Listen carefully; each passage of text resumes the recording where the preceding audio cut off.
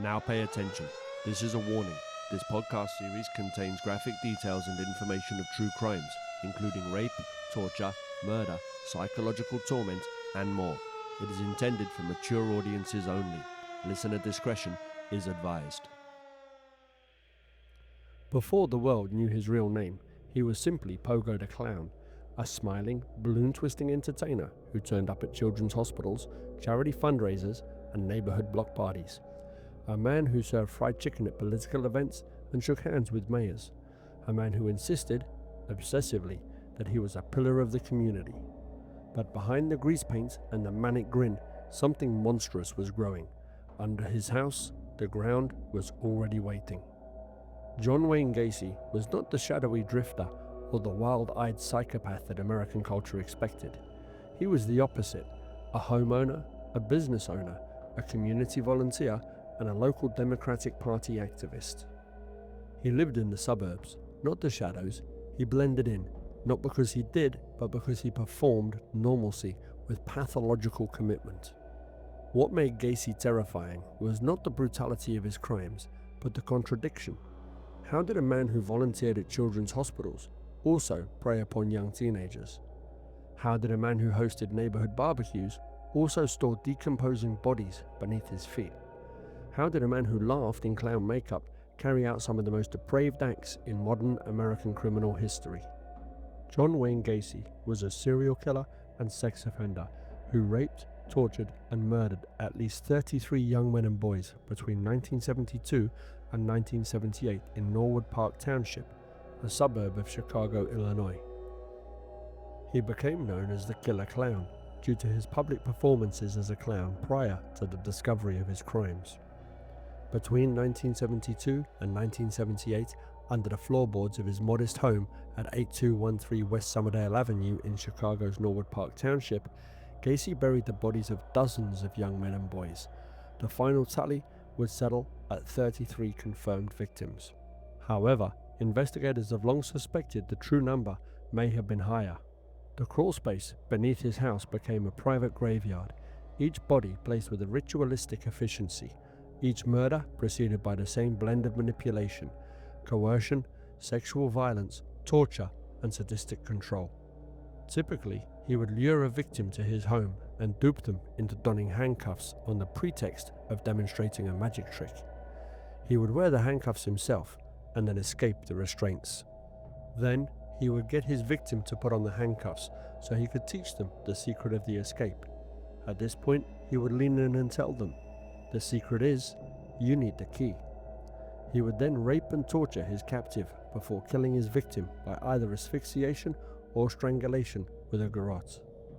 Gacy's conviction for 33 murders by one individual then covered the most homicides in United States legal history at that time.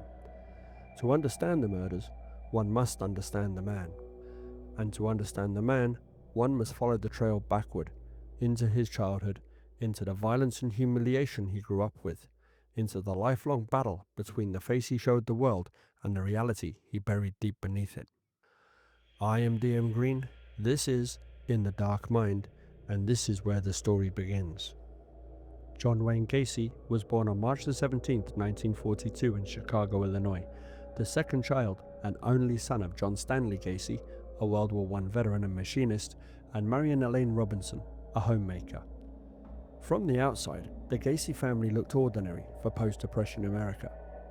Inside the walls of their modest home, however, life was governed by a single rule: fear the father. Gacy was close to his mother and two sisters, but had a difficult relationship with his alcoholic father, who was verbally and physically abusive to his family. The elder Gacy frequently belittled his son, calling him dumb and stupid, and comparing him unfavorably with his sisters.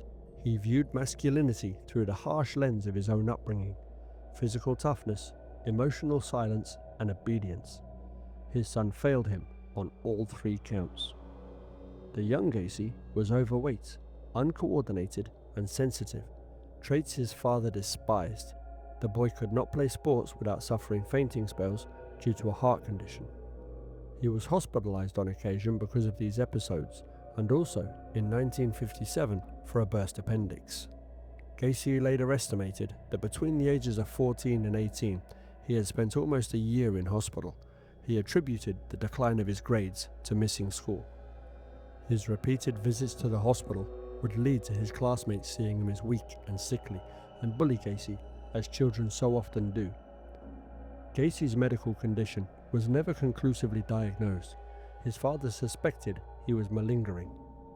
On one occasion, he openly accused his son of faking as he lay in a hospital bed. Gacy preferred helping his mother in the kitchen or managing the shelves at the local store where she worked. These were, in his father's eyes, unforgivable sins. Verbal abuse soon escalated into physical violence. Gacy later claimed that he was beaten with belts, fists, and sometimes brooms. His father called him sissy, mama's boy, weakling, and stupid. The boy tried desperately to earn approval, mowing lawns, keeping the house spotless, avoiding anything that might provoke criticism. Nothing worked. One of Gacy's earliest childhood memories was of his father beating him at age 4 for accidentally disarranging car engine components. Decades later, he claimed he could still smell the cold reek of motor oil from the garage floor when he thought about it. Another formative memory of his childhood was watching his father beat his mother during drunken rages. Gacy would step forward to intervene, only to be beaten himself. That early mixture, fear, powerlessness, and resentment, formed part of the psychological foundation that would define him. Gacy later claimed that in 1949, a family friend began to occasionally molest him. Gacy never told his father, not only because the abuser was a trusted adult in the neighborhood, but also because Gacy feared his father's rage more than the abuse itself. Despite their challenging relationship, Gacy loved his father, but felt he was never good enough in his father's eyes. In 1960, Gacy's father bought him a car. He kept the vehicle's title in his own name until Gacy had paid for it, which took several years. His father would confiscate the keys if Gacy did not do as he said. In April 1962, Gacy purchased an extra set of keys. In response, his father removed the distributor cap, keeping the component for 3 days. Hours after his father replaced the cap, Gacy left home and drove to Las Vegas, Nevada with $136 to his name in the hope of residing with a cousin, trying to escape his father's control. But even here, the pattern repeated, a seemingly normal life masking a darker layer beneath. While Gacy's father underestimated and belittled him, his mother and 2 sisters adored him. They saw him as a gentle, polite, eager to please child. This early split, villain in the eyes of one parent, golden boy in the eyes of the others, was a blueprint for the dual identities he would later master. He learned how to adjust himself to meet expectations. He learned how to lie smoothly. He learned how to present one face while hiding another. By age 10, the manipulation that later defined his crimes had already begun forming, visible in the way he exaggerated his headaches and fainting spells when it suited him, using illness as a tool to steer how adults responded to him. Gacy reported suffering multiple head injuries during childhood. One incident involved being struck on the forehead by a swing, causing a blood clot that required medical monitoring for years. Another involved fainting spells and blackouts that doctors attributed to an enlarged heart. Some later forensic psychologists pointed to these childhood head injuries as potential contributors to his later behavior, while others argued that the violence in his home environment played a far more decisive role. Though these medical conditions do not excuse anything he later did, they are a part of the forensic psychological record. Neurological trauma combined with chronic hypoxia from his heart issues can in some cases affect impulse control, emotional regulation, and cognitive development. Whether this played a role in Gacy's later depravity remains debated. During his preteen years, Gacy had his first sexual experiences, not with girls, but with a slightly older neighborhood friend, the kind of boy he played with after school, where curiosity and secrecy mixed in the absence of adult supervision. He kept these encounters secret, terrified his father would soon discover them. The silence was not just fear, it was survival. Had his father known, the violence would have surely escalated. This secrecy around sexuality layered with Catholic guilt and fear of paternal punishment, created psychological terrain rife with repression. Gacy learned early on that the truth about his desires, even the truth about his identity, must be buried, hidden, denied, performed over, a pattern that would later repeat with horrifying consequences. Despite the violence at home, Gacy developed an obsessive need for approval, the kind that surfaced when he repeatedly volunteered for classroom tasks or church activities, eager for even small acknowledgements from adults. He attempted Boy Scouts, tried sports, joined school clubs, and failed at all of them, partly because of his medical issues, partly because of his lack of confidence. When his father praised him on rare occasions, Gacy clung to the moments like life rafts. The praise never lasted, the insults always returned. This cycle, rejection, effort, temporary acceptance, humiliation, shaped how he interacted with men throughout his life. He would manipulate them, dominate them, control them sexually, or overpower them entirely. The power he never had as a child became a twisted fantasy he would later act out in the most violent ways imaginable. By his teenage years, Gacy began developing the personality traits that would define him as an adult: people-pleasing charm, overcompensation through friendliness, obsessive need for approval, ability to lie convincingly, deep fear of rejection, and dual identities, the good one and the hidden one. To friends and neighbors, he was becoming a jovial, eager to help young man. Inside, he was a storm, insecure, resentful, socially awkward, struggling with his sexuality, desperate for affection, yet terrified of intimacy. As Gacy moved into adolescence, his difficulties intensified. He struggled physically, slow, overweight, incapable of strenuous activity because of his heart condition. He struggled socially, insecure, eager to please, often the butt of jokes, and he struggled psychologically, torn between the desire to be liked and the fear that any genuine part of himself would be rejected. He joined clubs, volunteered at school events, and tried to participate in activities that might earn praise, but the fainting spells, his lack of coordination, and his reputation as a soft child created barriers. His father's beatings continued, the boy's resentment grew, so did his ability to hide it. Gacy was already practicing the survival skill that would later define him: compartmentalization. The same mental trick that let him survive his father's rage would later let him bury bodies and still show up at charity events. He learned to create boxes in his mind, one for who he was, one for who he wished he could be, and one for who others expected him to be. Over time, these boxes became entirely separate lives. Gacy's budding sexuality created even deeper turmoil. He became increasingly aware of his attraction towards males, something that terrified him. During the 1950s, homosexuality was criminalized, pathologized, and demonized, especially in conservative Catholic families. He learned to hide everything: his desires, his confusion, his fantasies, his shame. This hiding, this splitting, was not a conscious long-term strategy, but it reinforced a pattern. What I feel must not be known. What I want must not be seen.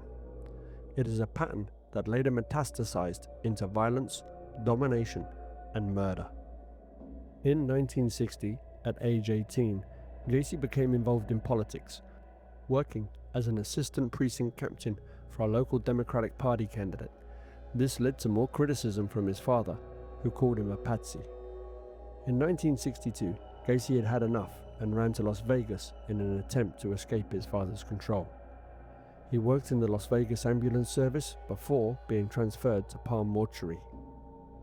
Here, he worked as an attendant, observing morticians, embalming bodies, and occasionally serving as a pallbearer, a job that would later be noticed by psychologists reviewing his case.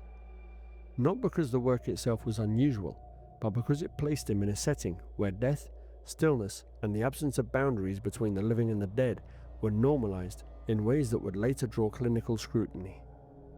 During this period, he slept in the mortuary on a cot behind the embalming room. One night, he climbed into the coffin of a deceased teenage boy and lay beside the corpse, embracing and caressing the body before experiencing a sense of shock. He never reported the incident to anyone, choosing instead to smother the memory almost as soon as it happened. Decades later, psychologists would debate its significance, some reading it as a flicker of necrophilic curiosity, others as a moment of morbid experimentation that didn't fully crystallize until years later. This experience prompted Gacy to return home. This was his first recorded encounter with the dead. He later described it as a moment of shock and confusion that caused him to flee back to Chicago, but the incident foreshadowed something fundamental: a fixation on youth, an attraction to powerlessness, a curiosity about bodies that could not resist. The event was a dark seed that would grow for decades. Back in Chicago, he enrolled at Northwestern Business College, even though he never completed high school. It was here where he excelled socially for the first time. He became class vice president, people liked him, and his charm worked. He graduated in 1963 and took a management trainee position with the Nunn-Bush Shoe Company. In 1964, the company transferred him to Springfield, Illinois to work as a salesman, and eventually promoted him to department manager. That same year, he would become engaged to his co-worker, Marilyn Myers. During their courtship, Gacy joined the local chapter of the JCs. That same year, Gacy claimed he had his second homosexual experience. According to Gacy, a colleague in the JCs plied him with drinks and invited him to spend the evening on his sofa. The colleague then performed oral sex on him while he was drunk. He later described feeling a sharp wave of shame afterward, a reaction that pushed him deeper into secrecy and reinforced his fear that any admission of desire would be met with punishment. In 1964, he married Marilyn Myers, whose father owned a chain of Kentucky Fried Chicken franchises in Iowa. By 1965, Gacy had risen to the position of vice president of the Springfield JCs and was named the third most outstanding JC in Illinois. On the outside, he was a hard-working young husband, respected in the community, active in the JC's civic group. Inside, a storm was building. Gacy moved with her to Waterloo, where he managed the father-in-law's 3 restaurants. They would move into Marilyn's parents' former home. The offer was lucrative. Gacy would receive $15,000 per year, the equivalent of about $152,600 as of 2025, plus a share of the restaurant's profits. Gacy opened a club in his basement where his employees could drink alcohol and play pool. Although Gacy employed teenagers of both sexes, he socialized only with the males. Gacy gave many of them alcohol before he made sexual advances. If they rebuffed him, he would claim his advances were jokes or a test of morals. Gacy's wife gave birth to a son in February 1966 and a daughter in March 1967. When Gacy's parents visited in July 1966, his father privately apologized for the abuse he had inflicted before happily saying, "Son, I was wrong about you," as he shook Gacy's hand. He had finally earned his father's approval. For Gacy, this was monumental, but the damage had been done. Gacy later described this period of his life as perfect. A striking irony, given that this was the same period when the urges he would spend decades hiding were beginning to intensify beneath the surface. The need for approval, the fear of rejection, and the repressed desires still churned beneath the surface. The Waterloo JCs were a respected social and community organization, but during the 1960s, the local chapter had a darker side beneath its civic facade. At meetings, Gacy often provided fried chicken and insisted on being called Colonel. He and other Waterloo JCs were also deeply involved in drug abuse, pornography, prostitution, and wife swapping. This was an atmosphere that normalized taboo behavior and blurred moral boundaries, giving Gacy a convenient social backdrop against which he could test impulses he'd previously kept hidden. Although Gacy was considered ambitious and a braggart, the JCs held him in high regard for his fundraising work. In 1967, he was named Outstanding Vice President of the Waterloo JCs and served on the board of directors. Gacy thrived there. He began hosting gatherings where he supplied alcohol and pornography to teenage boys. At these events, he tested boundaries, making sexual advances, initiating games, coercing or manipulating boys into compromising situations. These behaviors were early prototypes of the method he would later use to lure, restrain, and assault his victims. Gacy's behavior in Waterloo revealed the early prototypes of the methods he would later refine with devastating precision. Alcohol used as leverage, pornography deployed as bait, manipulation described as friendliness, power dynamics concealed behind the warmth of hospitality, and a careful pattern of gradual escalation.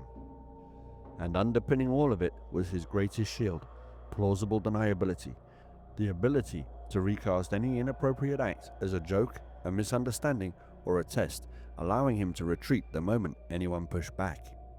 This was the beginning of his double life becoming fully operational. In 1968, the facade cracked.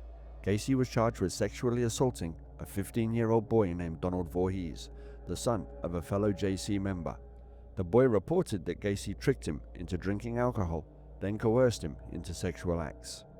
Gacy plied Voorhees with alcohol, allowed him to watch a stag movie, then persuaded him to engage in mutual oral sex, adding, "You have to have sex with a man before you start having sex with women." Other boys came forward with similar allegations. Over the following months, Gacy abused several other youths, including one whom he encouraged to have sex with his own wife before blackmailing him into performing oral sex on him. Gacy also tricked several teenagers into believing he was commissioned to conduct homosexual experiments for scientific research and paid them up to $50 each. The community was stunned. The man they thought was a charismatic, high-ranking JC volunteer was now exposed as a predator. Gacy denied everything.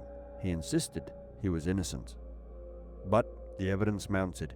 Gacy vehemently denied the charges and demanded to take a polygraph test. The results of these tests were indicative of deception. He claimed the accusations were politically motivated. Voorhees Sr. had opposed Gacy's nomination for appointment as president of the Iowa JCs. Several fellow JCs found Gacy's story credible and rallied to his support. However, on May 10, 1968, Gacy was indicted on the sodomy charge. On August 30th, Gacy promised one of his employees, 18-year-old Russell Schroeder, $300 if he physically assaulted Voorhees in an effort to discourage the boy from testifying in court. Schroeder lured Voorhees into an isolated park, sprayed mace in his eyes, then beat him. Voorhees escaped and reported Schroeder's actions to the police. Schroeder was arrested the next day. Initially denying involvement, he soon confessed to assaulting Voorhees, indicating he had done so at Gacy's request. Police arrested Gacy and charged him with hiring Schroeder to assault and intimidate Voorhees. On September 12th, Gacy was ordered to undergo psychiatric evaluation at the Psychiatric Hospital of the University of Iowa. 2 doctors concluded he had an antisocial personality disorder, the clinical term for sociopathy or psychopathy, that he was unlikely to benefit from treatment, and that his behavior pattern was likely to bring him into repeated conflict with society. The assessment was, in hindsight, disturbingly accurate, a blueprint for the man who would become, marked by an inability to benefit from treatment and a high risk of future violence. That such a profile still allowed for his release makes the decision feel even more chilling decades later. The doctors concluded Gacy was mentally competent to stand trial. This pattern, absolute denial despite overwhelming evidence, became central to his psychological profile. On November 7, 1968, Gacy ultimately pled guilty to 1 count of oral sodomy in relation to Donald Voorhees, though he continued claiming it was forced upon him by circumstance. He would later plead not guilty to the charges related to the other youths. On December 3rd, Gacy was sentenced to 10 years at the Anamosa State Penitentiary in Iowa. What happened next surprised everyone. He flourished. He became head cook, he remodeled the prison social clubs, he joined the Inmate JC's chapter and soon became one of its most active organizers, increasing its membership from 50 to 650 men in under 18 months.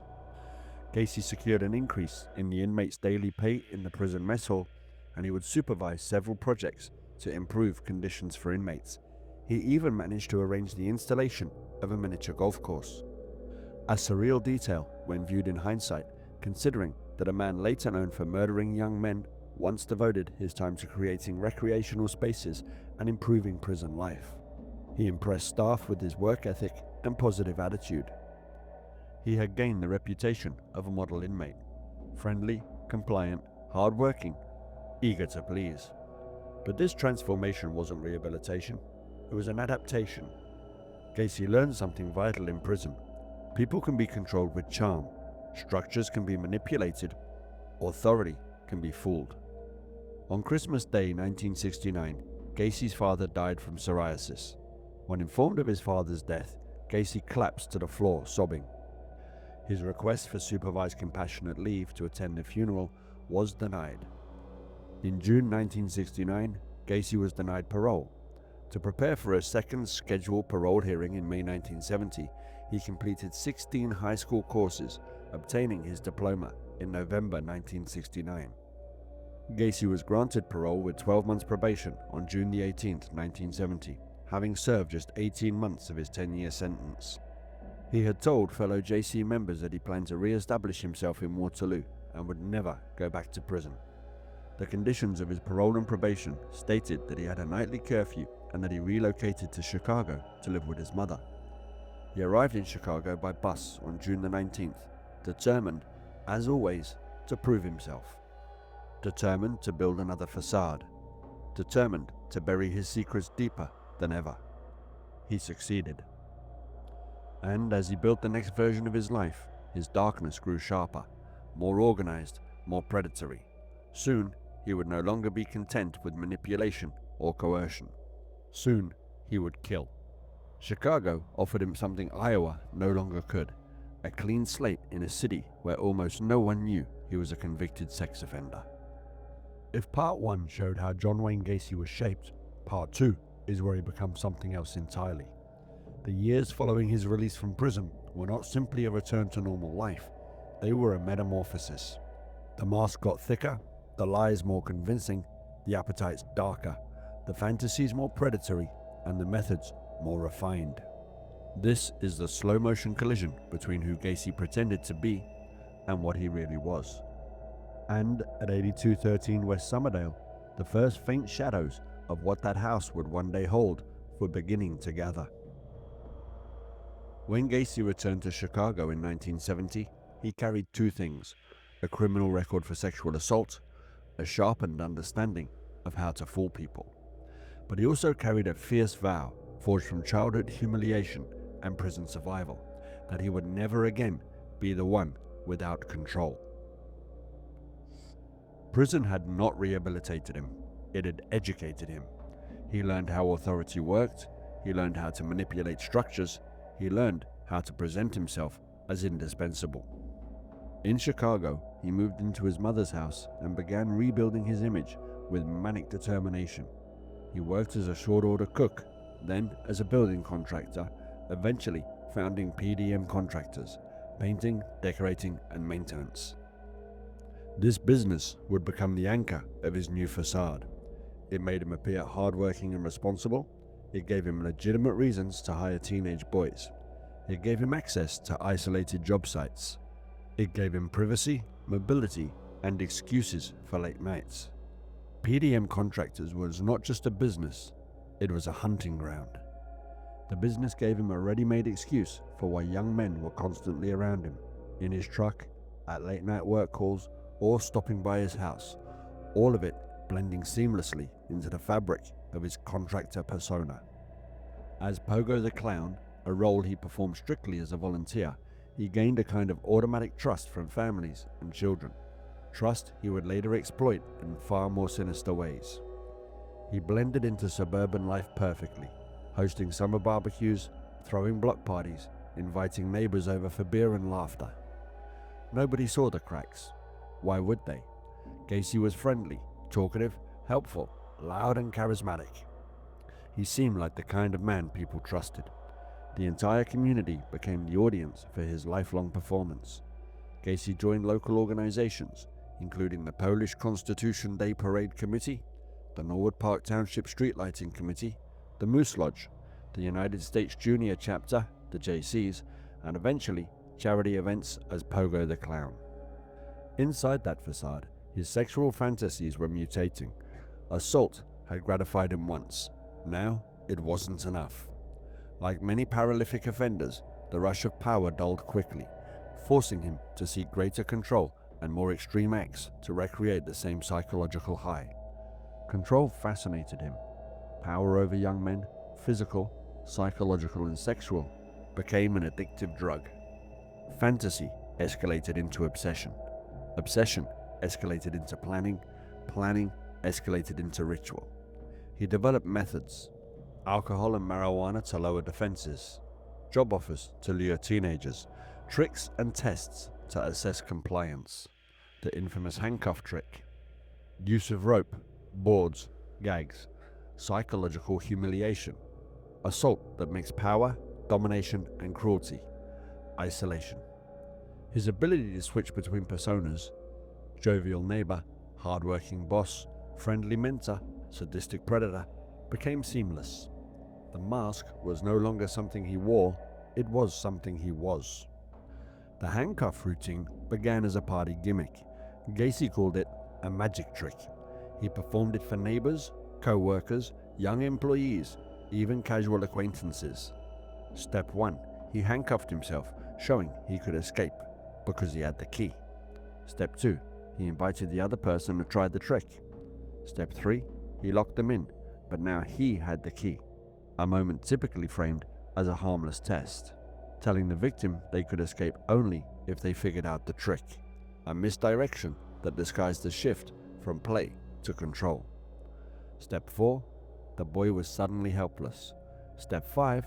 The game turned into assault, torture, or worse. The trick was not random. It was a rehearsal, a refinement of technique, a way to explore how much control he could seize once a victim was immobilized. It was a test of vulnerability, a psychological litmus. Would they panic? Would they resist? Would they freeze? Would they beg? Would fear turn them compliant? Would the threat of violence break them? Gacy watched their reactions closely. Every expression was information. Every flinch was data. The handcuff trick became his psychological laboratory. What he learned in that laboratory would later become part of the ritual of murder. January 3rd, 1972. This date marks the beginning of the killing spree. Gacy met 15-year-old Timothy Jack McCoy at Chicago's Greyhound station. McCoy was traveling home from Omaha after visiting family. Gacy offered him a place to stay for the night, a ride, a meal, and safety. McCoy accepted.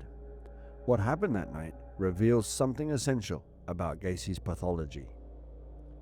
According to Gacy's later confession, he awoke to see McCoy standing in his bedroom doorway holding a kitchen knife.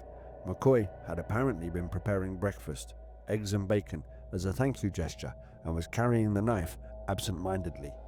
Gacy claimed he panicked and attacked in self-defense.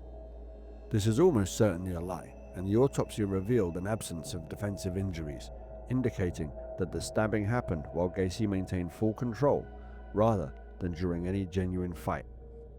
Autopsy reports showed multiple stab wounds delivered with precision and force. The attack was not panic. It was a frenzy mixed with pleasure. Gacy said something else, something chilling, about the moment he stabbed the boy. That was when I realized death was the ultimate thrill. This is the moment psychological escalation became irreversible. He buried McCoy in the crawl space beneath his house, and afterward, he felt powerful, he felt free, he felt alive.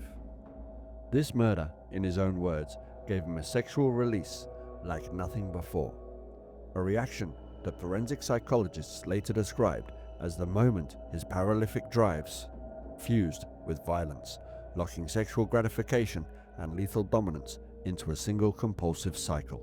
It was no longer about domination alone, it was about killing. A line had been crossed, he would never go back. From 1972 onward, Gacy's predatory behavior escalated dramatically. He began trolling for victims more frequently, a change that mirrored the turmoil in his personal life, business growth turning to stress, his marriage fraying, and the creeping loneliness that often drives predators to hunt more often. He would troll bus stations, train stations, parks, diners, hitchhikers, even his own employees. He relied on Lies. I've got work for you. Bribes. I'll pay you for construction work. Alcohol. Drugs. Faking authority, claiming to be carrying out tests for the police or other government bodies. Force. Manipulation. His clown persona. The illusion of safety. He refined restraints, gags, torture implements, psychological threats, the rope trick, and methods of disposal. Every crime deepened the imprint on his psyche. Gacy eventually developed what he called the rope trick. After sexually assaulting a restrained victim, he would twist the rope around the neck using a stick, a garrote, slowly tightening it until the victim either strangled or passed out. Gacy described this as the last bit of control. It became his primary murder method. Some he suffocated with clothes or gags. He beat and tortured them. Some regained consciousness only to be strangled again. Some died quickly, others slowly. This was not impulsive violence. It was methodical. It was deliberate. It was intimate. It was rehearsed. With each murder, he grew more confident, more practiced, more detached from any remaining morality. As his killing increased, so did his civic engagement. He met political figures, he hosted parties, he volunteered as Pogo the Clown. He presented himself as a cheerful, safe, adult male who loved helping people. Nobody suspected that the man serving cocktails at the neighborhood barbecue had buried boys beneath the floorboards. As his mask grew brighter, his crimes grew darker. He hunted at night, he experimented with new forms of torture, he repeated the same rituals with precision, he expanded the crawl space, he refined his burial techniques. He learned how to mask decomposition, he controlled every detail. He perfected the split self he'd been rehearsing since childhood, the rule he lived under. What I feel must not be known, what I want must not be seen. He had evolved into a fully constructed adult mask, a public persona built to hide the private reality. One side of his life was applause, the other side was screams, and the screams were getting louder. Even Gacy felt the tension inside him growing. He started losing track of victims. He began burying them in haste. With the space running out, he dug deeper, narrowed trenches in a rush, the layout growing more irregular as the killings accelerated beyond his ability to manage them. The crawl space filled. He began dumping bodies into the Des Plaines River. He told friends he wasn't sleeping. He was gaining enormous weight. He was going out at night for hours and returning filthy and exhausted. He was killing. He was burying. He was hunting. He was savoring. He was collapsing. He was losing control. He told one acquaintance he was working 14-hour days. He was, but not for PDM contractors. The facade was starting to crack, but the mask held long enough for him to kill again, and again, and again. Between 1972 and 1978, Gacy murdered 33 confirmed victims. Their ages ranged from 14 to 21. Workers, runaways, students, hitchhikers, employees. Ordinary boys whose only mistake was trusting the wrong man. Gacy's hunting methods varied, but several patterns emerged clearly. Luring victims with job offers through PDM contractors, picking up runaways or hitchhikers, offering money for sex, then escalating to assault, using drugs and alcohol to lower resistance, the handcuff trick, threats, coercion, physical overpowering, sexual assault involving domination and humiliation, the rope garrote, burial in the crawl space, disposal in the Des Plaines River once the crawl space filled. By this stage, his cooling off periods were shrinking, a classic sign of escalation as the killings became more frequent and the urges harder for him to suppress. The crimes were not chaotic, they were organized, patterned, and ritualized. Gacy was not frenzied, he was calculated. Let's walk through the murders as accurately as historical records allow. Not all murders can be precisely dated, but investigators reconstructed the timeline through forensic evidence, confession details, and missing person reports. Victim 1 was Timothy Jack McCoy, the accidental killing that awakened his appetite for murder. This is the very incident described in part 2. the morning in Gacy's kitchen when Timothy McCoy became his first known victim. After a 2-year gap, likely not a real gap, but a gap in known victims, the killing became systematic. In 1974, he began again. His second victim was an unidentified teenage boy buried in the crawl space. Gacy could not recall his name, a chilling testament to how routine murder had become. That same year, he would claim his third victim, also unidentified, just another boy, another burial. No name, no memory, just another body placed beneath the house. These early, unidentified victims revealed a growing pattern. The boys were disposable to him. The murders were becoming habitual. Their anonymity made them nearly impossible for police to link together, a silence that allowed Gacy's pattern to expand in the shadows. Victim 4 was John Butkovich, age 18 in February 1975. This was the first known murder of an employee of Gacy. Butkovich worked for Gacy at PDM Contractors. He went to Gacy's house to demand overdue pay. He never returned home. His car was found abandoned. His parents immediately suspected Gacy. They knew their son had visited him.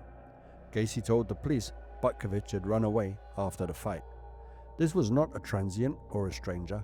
This was someone who knew Gacy, a boy whose parents knew where he'd gone. Still, no one connected the dots. No search of Gacy's home was conducted. No follow-up investigation occurred. It was a time when missing teenage boys were routinely dismissed as runaways, a bias that blinded authorities to the possibility of predation. Gacy buried Butkovich in the crawl space. This near miss emboldened him. He had been questioned by police, and still nothing happened. The mask still worked. 1976 would be another year of constant predation. Victim 5, April 1976, was Randall Reffert. Victim 6, April 1976, was Sam Stapleton, age 14. The two boys disappeared on the same day. Police believed they were runaways. They were not. Both were murdered and buried by Gacy. Victim 7, in May 1976, was William Carroll, age 16. Carroll vanished after being seen with friends. His body was later found in the crawl space. Victim 8, in June of 1976, was an unidentified male. Case number 19, another unknown victim, likely lured with job promises or money. Victim 9 was June 1976. Michael Bonin, age 17, disappeared while walking to catch a bus, buried beneath the house soon after. Victim 10, in August of 1976, was William Bundy, 19. Bundy worked for Gacy, went missing after telling his family he had a construction job. Gacy assaulted, murdered, and buried him. Victim 11, October 1976, was Rick Johnston. He went missing on his way to a concert, buried in the crawl space. By late 1976, Gacy was killing every few weeks. The crawl space was beginning to fill, and in some corners of the property, the earth subtly dipped, the weight of the growing trenches beginning to distort the ground above. 1977 would be a year of relentless murder. Gacy's murders increased in frequency and cruelty. This is the period where his torture methods and psychological brutality reached their peak. Victim 12, in March of 1977, was an unidentified male, case number 5, likely a runaway or hitchhiker, no identity ever confirmed. Victim 13, in July of 1977, was John Sick, 19 years of age, another PDM employee. He was strangled and buried under the house. Victim 14, in July of 1977, was an unidentified male, case number 24. Another unknown, another life lost, and another burial under the floors. Victim 15, in October of 1977, was Robert Gilroy, age 18, the son of a Chicago police sergeant, disappearing after leaving home to go horseback riding. Because his father was a cop, his disappearance should have triggered alarms. It didn't. Without centralized records, cross-department communication, or modern missing person protocols, his disappearance dissolved into bureaucratic gaps that no one recognized until it was far too late. Victim 16 in October of 1977 was Russell Nelson, age 21, a Minnesota architecture student who traveled to Chicago, went missing after calling his mother from a bar. Victim 17 in November of 1977 was Robert Winch, age 16, a runaway from Michigan, picked up and killed by Gacy during one of his nighttime drives. Victim 18, November 1977, was Tommy Bolling, age 20. Witnesses saw him leave a bar with an older man fitting Gacy's description. By the end of 1977, Gacy's killings had become a near-monthly pattern. He was confident, he felt unstoppable, he felt untouchable. A rhythm that, in behavioral analysis, often marks the point where a serial offender believes the rules no longer apply to him, where the illusion of invincibility becomes part of the compulsion. The mask had never been thicker. The monster had never been more active. 1978 would be the final year of terror. Victim 19 in January of 1978 was David Talsma, 19 years of age.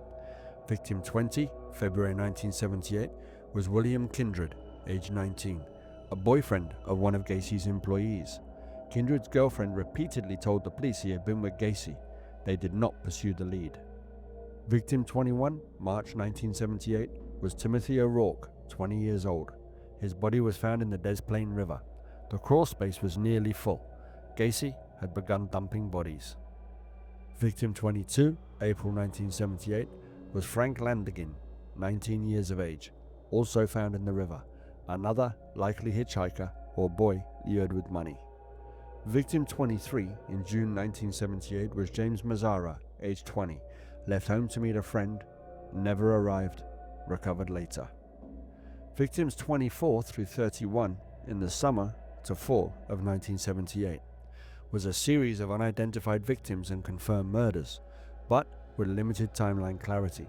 The crawl space had become so densely layered with remains that decomposition stages blended, making forensic sequencing of these victims far more complicated. The killing was constant, the crawl space was full, the bodies were being dumped in the river with increasing frequency. The final victim would be Robert Piest. This is the moment everything collapses. December the 11th, 1978, the day Gacy lost control. 15-year-old Robert Piest worked at a pharmacy in Des Plaines, Illinois. Gacy visited the store seeking a remodeling job contract. Piest overheard Gacy mention he paid young workers well. Piest told his mother, "I'm going to talk to that contractor about a job. I'll be right back." He walked out of the store and never came home. And this time, the police did not shrug it off. This time, the boy's mother demanded immediate action. This time, the suspect had a record. This time, Gacy had made a fatal mistake, because this time, there was a mother demanding answers, a name linking her son directly to Gacy, and detectives willing to take that link seriously from the very first hour. This time, the Des Plaines police took notice. Lieutenant Joseph Kozenchak led the investigation. He did what earlier police departments had failed to do. He checked Gacy's background. He discovered the 1968 sodomy conviction. He noted the disappearance of other boys linked to Gacy. He immediately requested a search warrant. He compared Gacy's background with the region's unsolved missing persons cases, and for the first time, a cluster began to form. A pattern no one had pieced together before. Because Piest's disappearance was linked to Gacy's presence at the pharmacy that evening, Gacy became the prime suspect within 24 hours. Nothing like this had happened in Gacy's earlier crimes. He had been protected by his facade, his charm, and police disinterest. Not anymore. After Robert Piest vanished, Des Plaines police did something no department had done with Gacy before. They paid attention. They took a missing teenage boy seriously. And more importantly, they did not trust John Wayne Gacy for a single second. On December 12, 1978, Gacy becomes the primary suspect. Detectives visited Gacy's home. He was cordial, chatty, and outwardly cooperative, but evasive. He denied seeing Piest. He claimed he had left the pharmacy quickly and alone. He smiled, joked, acted casual, and lied through his teeth. Police already knew he was lying. Witnesses saw him talking to Piest. His timeline contradicted itself. His criminal history screamed danger. Still lacking probable cause for a full search, the detectives did the next best thing. They put Gacy under 24-hour surveillance. 2 officers were assigned to follow him day and night. They expected maybe a few days of watching. What they found instead was a man living a double life in full collapse. And years later, those same officers would recall the eerie strangeness of it, tailing a man all day, talking and laughing with him at night, while quietly suspecting he was killing children. The first search warrant would provide a trove of red flags. On December 13th, police obtained a limited search warrant focused on evidence related to Pete's disappearance. When they entered Gacy's house, they did not yet know what lay beneath it, but they found enough to confirm their worst fears. The items seized included various driver's licenses belonging to young men, a high school class ring with the initials JA, handcuffs, a 2x4 wooden plank with holes drilled in it, later understood to be for restraining victims, rope, pornographic material involving teenage boys, clothing far too small to fit Gacy, a receipt from the pharmacy where Peace worked belonging to one of Gacy's employees. Individually, each item was suspicious. Together, they painted a picture. Young males had been inside this house, and they had not left willingly. Gacy tried to explain away each piece. The licenses, old employee mix-ups. The ring, found it in a parking lot. The handcuffs, a prank. The 2x4 plank, for construction work. The porn belongs to a friend. The clothing, left behind by contractors. Every explanation was an insult to intelligence. Detectives weren't amused, but skepticism wasn't enough. Without probable cause for a full search, they were legally bound to hold back, forced to wait while knowing exactly what they were looking for. The surveillance officers followed Gacy relentlessly. They ate where he ate. They stood where he stood. They watched as he visited bars, friends, job sites, diners, always smiling, always pretending. At first he tried to charm them, inviting them to breakfast, offering them drinks, buying them meals, trying to chat casually. But as the days wore on, his facade began to crumble. He drove erratically. He muttered to himself. He stayed up all night. He consumed enormous amounts of fast food, a comfort behavior he leaned on as the pressure mounted, a way of pretending life was still normal, even as his facade disintegrated. He told officers, "You guys are going to kill me someday." He began drinking heavily. He cried in front of officers. He claimed political corruption was behind the investigation. He rambled about his childhood. On December the 20th, he met with his lawyers and confessed to them that he had killed at least 30 people, a stunning contradiction, laying out the truth to his own counsel, even as he continued to deny everything to police, as though he believed he could confess and still somehow talk his way free. But the lawyers could not reveal confidential information without a direct threat to life. At this moment, Gacy realized something. They were closing in. The mask was disintegrating. Police needed one thing: probable cause related directly to a deceased person. That break came from a single detail. Chemical tests on Gacy's home heating system revealed the smell officers had noted earlier may have been from decomposition, a moment where basic forensic science transformed an officer's unease about a smell into hard evidence the courts could no longer ignore. But the pivotal moment came from the receipt found in Gacy's house, a receipt belonging to Peace's co-worker. It proved Peace had been in Gacy's car or home. It was enough. On December the 21st, 1978, the second warrant was issued. Armed with this broader warrant, officers entered the home again. They examined walls, flooring, the garage, the attic, the crawl space. The crawl space access was a small hatch beneath the house. Detective Robert Schultz crawled in with a flashlight. Inside, the earth was uneven, disturbed, freshly dug in places. And then the unmistakable smell hit him. A smell every homicide detective knows. A smell that cannot be mistaken. A smell that means one thing: human remains. Schultz shouted, "We've got bodies."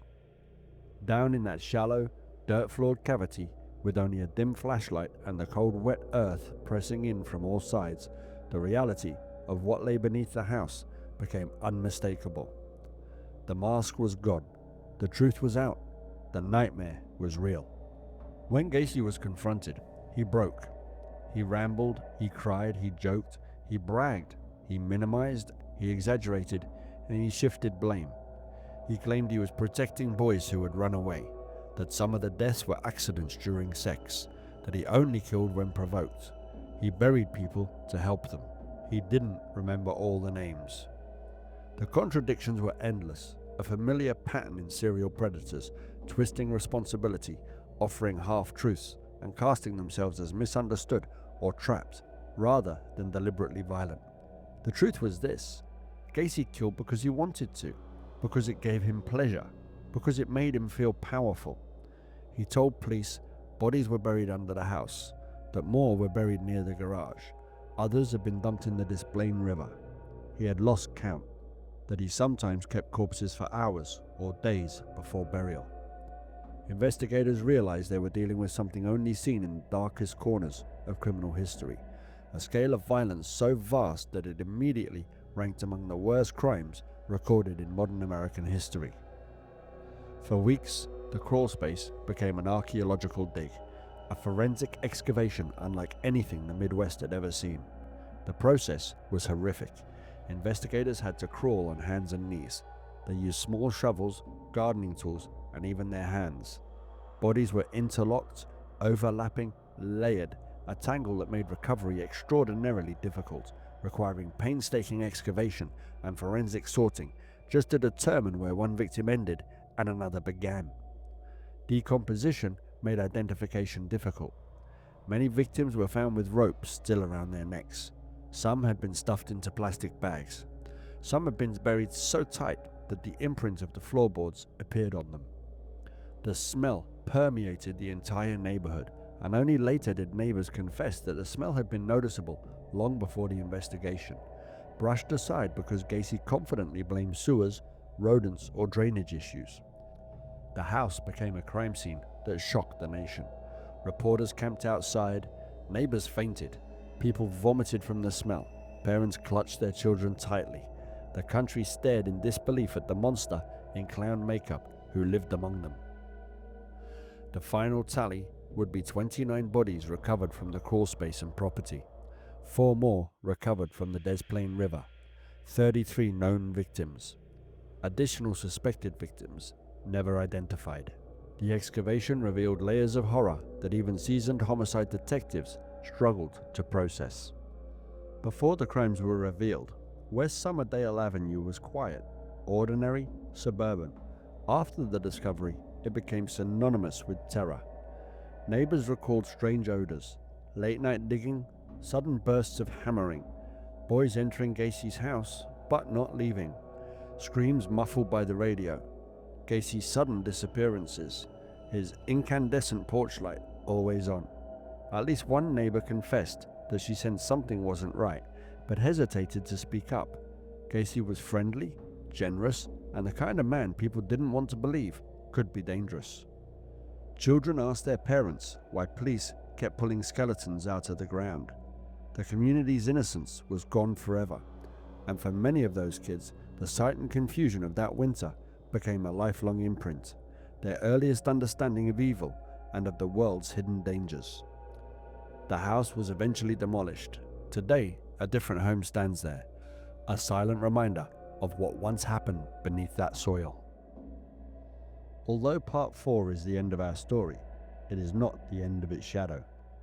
That shadow lives on in the families who never fully healed, and in the way his name still circulates through documentaries, classrooms, and forensic textbooks. This is where John Wayne Gacy transforms from a neighborhood contractor and part-time clown into one of the most infamous serial killers in modern history.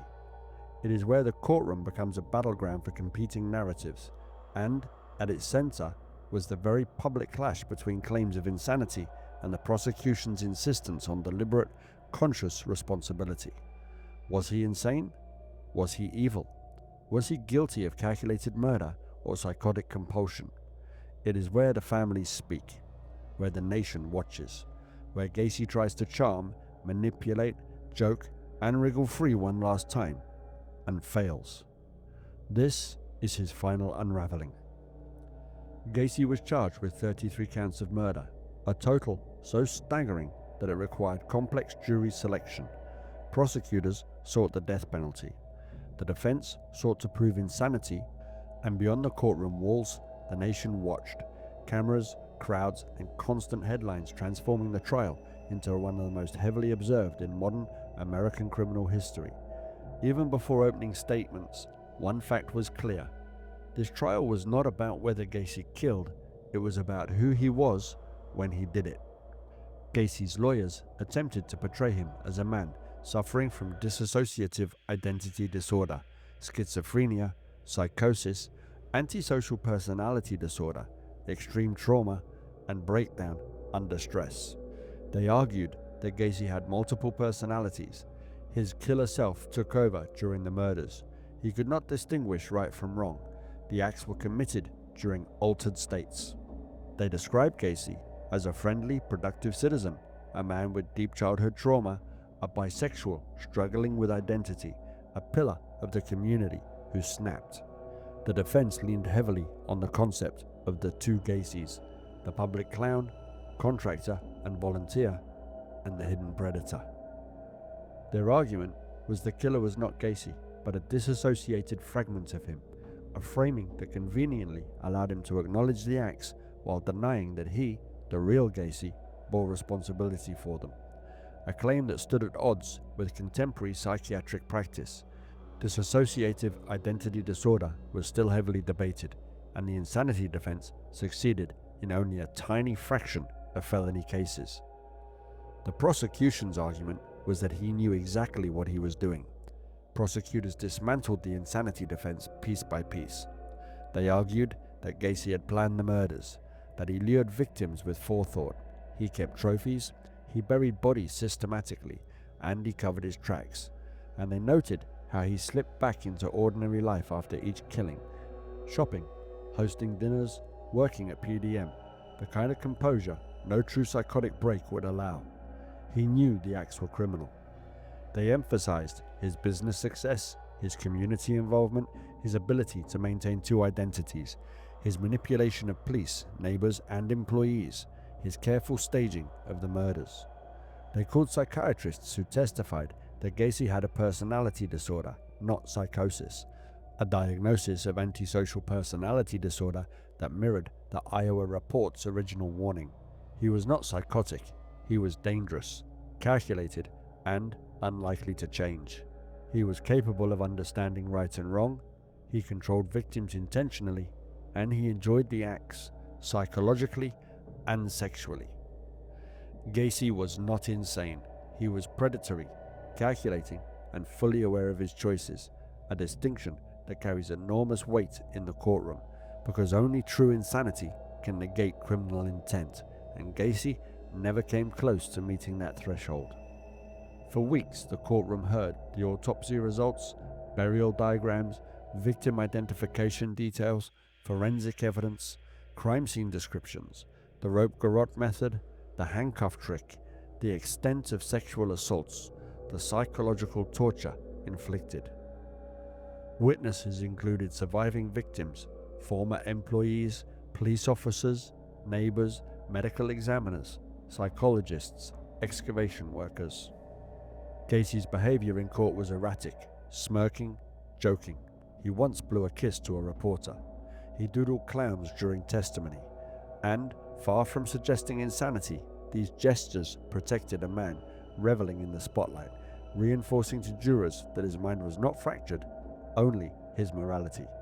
He whispered comments to his lawyers. He occasionally cried when discussing his father, and he became animated when discussing politics.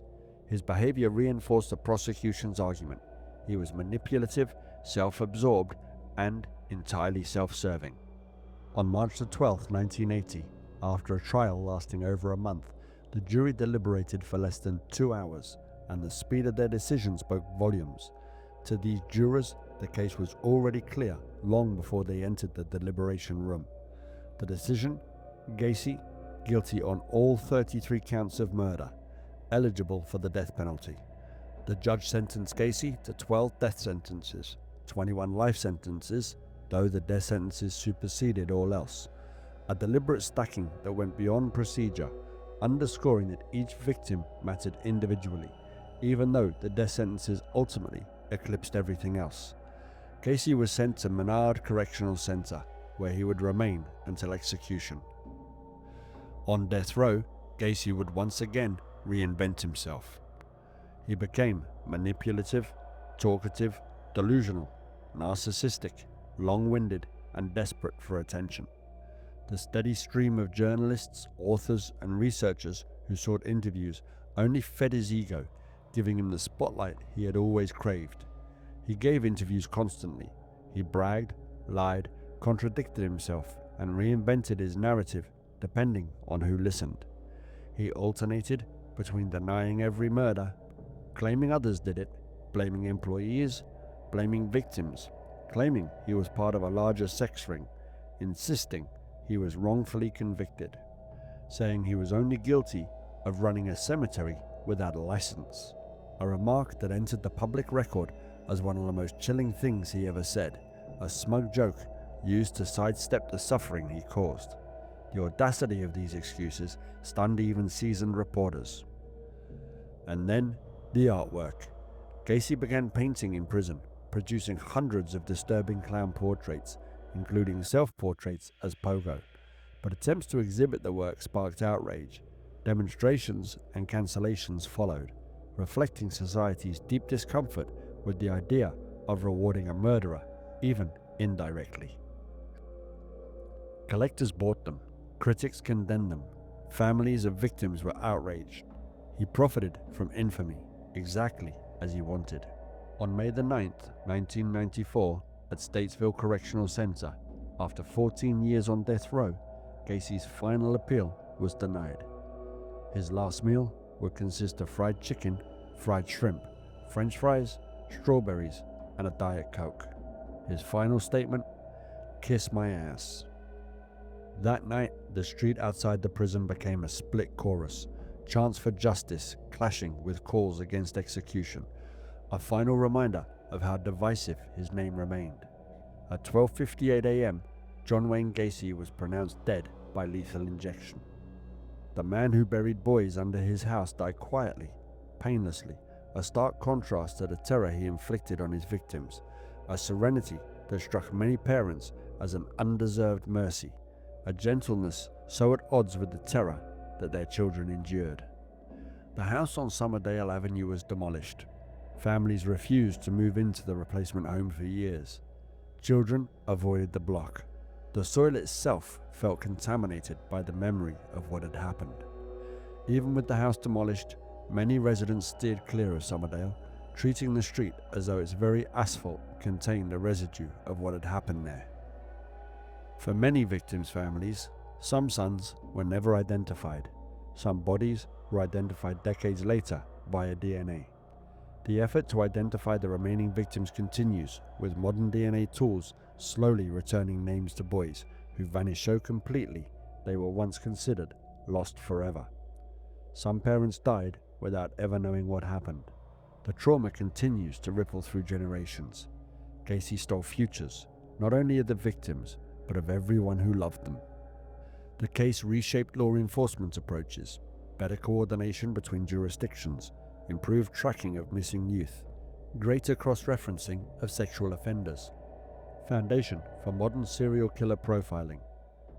Gacy's crimes were later dissected by federal behavioral analysts, ensuring his methods and patterns became teaching tools for understanding and catching offenders like him. Gacy's ability to hide in plain sight forced investigators to rethink how killers operate. John Wayne Gacy's legacy is one of deception, duality, predation, institutional failure, the fragility of trust, and the banality of evil. How a man who blended effortlessly into his community perpetrated crimes no one could fathom. His case remains a cautionary tale for law enforcement, mental health professionals, parents, communities, forensic experts. He taught the world that monsters can look like friendly neighbors. Evil doesn't always wear a mask, sometimes it paints one on. Trust must be earned, not assumed. that victims matter more than the myth of the killer. Modern true crime storytelling increasingly reflects that truth, centering the lives he destroyed and pushing the killer's mythology into the background where it belongs. Systems must never again ignore missing children. Gacy did not terrify the world because he was a clown. He terrified the world because he was ordinary. I'm DM Green, and this is In the Dark Mind. Remember to like, share, and subscribe, and don't forget to tune in next time for more true crime stories from the darkest depths of the darkest minds.